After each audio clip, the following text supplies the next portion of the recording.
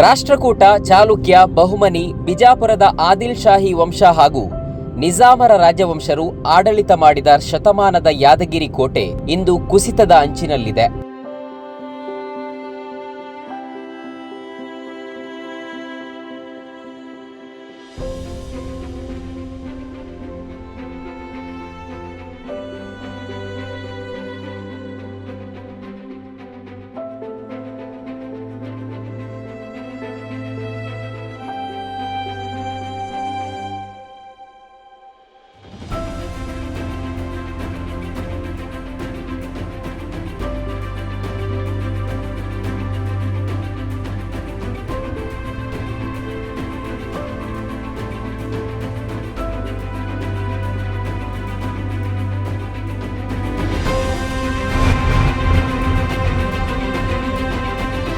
ಕೋಟೆಗೂ ಗುಳೆ ಸಮಸ್ಯೆಗೂ ಏನು ಸಂಬಂಧ ಅನ್ಕೊಂಡ್ರಾ? ವಿಡಿಯೋ ಕೊನೆವರೆಗೂ ನೋಡಿ ಗೊತ್ತಾಗುತ್ತೆ. ಕೋಟೆಯ ಮೇಲ್ತುದಿಯಲ್ಲಿ ನಿಶಬ್ದವಾಗಿ ಬಿದ್ದಿರುವ ಫಿರಂಗಿಗಳು, ಸುತ್ತಮುತ್ತ ಕುಸಿಯುತ್ತಿರುವ ಕಮಾನುಗಳು ಹಾಗೂ ಶಿಥಿಲಗೊಳ್ಳುತ್ತಿರುವ ಕೋಟೆಯ ಗೋಡೆಗಳು, ಕೋಟೆಯ ಸೌಂದರ್ಯ, ಕೋಟೆಯ ಅಳಿದುಳಿದ ಅವಶೇಷಗಳು ಇದೀಗ ಸಂಪೂರ್ಣ ಅಧೋಗತಿಗೆ ಬಂದು ನಿಂತಿದೆ. ಕರ್ನಾಟಕದ ಪ್ರಮುಖ ಐತಿಹಾಸಿಕ ಕೋಟೆಗಳಲ್ಲಿ ಒಂದಾದ ಯಾದಗಿರಿ ಕೋಟೆ 850 ಮೀಟರ್ ಉದ್ದ, 500 ಮೀಟರ್ ಅಗಲ ಮತ್ತು 100 ಮೀಟರ್ ಎತ್ತರ ಪ್ರದೇಶವನ್ನ ಹೊಂದಿದೆ. ಕೋಟೆಯ ಸುತ್ತಲಿನ ಪ್ರದೇಶದಲ್ಲಿ 7 ಅಗಸಿಗಳು ನಿರ್ಮಾಣಗೊಂಡಿದ್ದು 6 ಶಾಸನಗಳು ಹಾಗೂ 17 ಫಿರಂಗಿಗಳು ಇವೆ. ಆದರೆ ಇಂದಿನ ವಾಸ್ತವ ಚಿತ್ರ ಮಾತ್ರ ಬೇರೆ.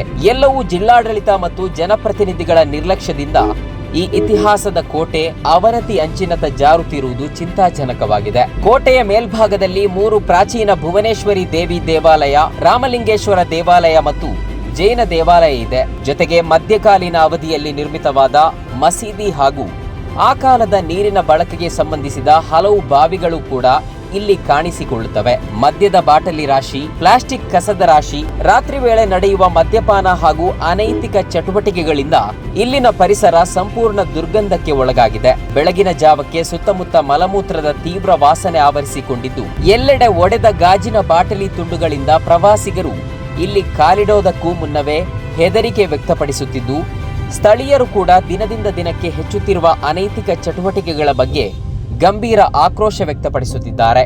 ಪ್ರವಾಸಿಗರಿಗಾಗಿ ನಿರ್ಮಿಸಿದ ಅನೇಕ ಕುಡಿಯುವ ನೀರಿನ ಟ್ಯಾಂಕ್ಗಳು ವರ್ಷಗಳಿಂದ ಕಾರ್ಯರಹಿತವಾಗಿ ನಿಂತಿರುವ ನಡುವೆ ಒಂದು ಮಾತ್ರ ಹೆಸರಿನ ಮಟ್ಟಿಗೆ ಬಳಕೆಯಲ್ಲಿದೆ. ಕೋಟೆಗೆ ಏರುವ ಪ್ರವಾಸಿಗರು ಮೂಲಭೂತ ಸೌಲಭ್ಯವಿಲ್ಲದೆ ಪರದಾಡುತ್ತಿದ್ದಾರೆ. ಇತಿಹಾಸದ ಯಾದಗಿರಿ ಕೋಟೆಯ ಸುತ್ತಮುತ್ತ ನೀರು, ಬೆಳಕು, ಸ್ವಚ್ಛತೆ ಸೇರಿದಂತೆ ಯಾವುದೇ ನಿರ್ವಹಣೆ ಸರಿಯಾಗಿಲ್ಲ. ಜಿಲ್ಲಾಡಳಿತ ಮತ್ತು ಜನಪ್ರತಿನಿಧಿಗಳ ನಿರ್ಲಕ್ಷ್ಯದಿಂದ ಕೋಟೆಯ ಪರಂಪರೆ ಮರೀಚಿಕೆಯಾಗುವ ಆತಂಕ ಸಾರ್ವಜನಿಕರಲ್ಲಿ ಚರ್ಚೆಗೆ ಕಾರಣವಾಗಿದೆ. ಸ್ಥಳೀಯವಾಗಿ ನಿರುದ್ಯೋಗ ಸಮಸ್ಯೆಯನ್ನು ಎದುರಿಸುತ್ತಿರುವ ಕಲ್ಯಾಣ ಕರ್ನಾಟಕದಲ್ಲಿ ಈ ರೀತಿಯ ಪ್ರವಾಸಿ ತಾಣಗಳು ಅಭಿವೃದ್ಧಿ ಹೊಂದಿದ್ರೆ ಕನಿಷ್ಠ 50 ಕುಟುಂಬಗಳಿಗೆ ಉದ್ಯೋಗ ಸಿಗುವ ಸಾಧ್ಯತೆಗಳಿವೆ ಎಂಬುದು ಇಲ್ಲಿನ ಸ್ಥಳೀಯರ ಅಭಿಪ್ರಾಯ. ಪ್ರವಾಸಿ ತಾಣಗಳು ಅಭಿವೃದ್ಧಿಗೊಂಡರೆ ಇಲ್ಲಿಗೆ ಬರುವ ಪ್ರವಾಸಿಗರ ಸಂಖ್ಯೆ ಹೆಚ್ಚಾಗುತ್ತೆ. ಇದರಿಂದ ಸ್ಥಳೀಯರು ವ್ಯಾಪಾರ, ಮಾರ್ಗದರ್ಶಿ ಉದ್ಯೋಗ ಅಥವಾ ಸ್ವಉದ್ಯೋಗ ಮಾಡಿಕೊಂಡು ಇಲ್ಲೇ ಇರಬಹುದು. ಗುಳೆ ಹೋಗಬೇಕಾದಂತಹ ಪರಿಸ್ಥಿತಿ ತಪ್ಪಿಸಬಹುದು. ಮುಂದಿನ ಸಂಚಿಕೆಯಲ್ಲಿ ಇನ್ನೊಂದು ವರದಿಯೊಂದಿಗೆ ಬರ್ತೀವಿ. ನೋಡ್ತಾ ಇರಿ ವಾರ್ತಾಭಾರತಿ ಯೂಟ್ಯೂಬ್ ಚಾನಲ್.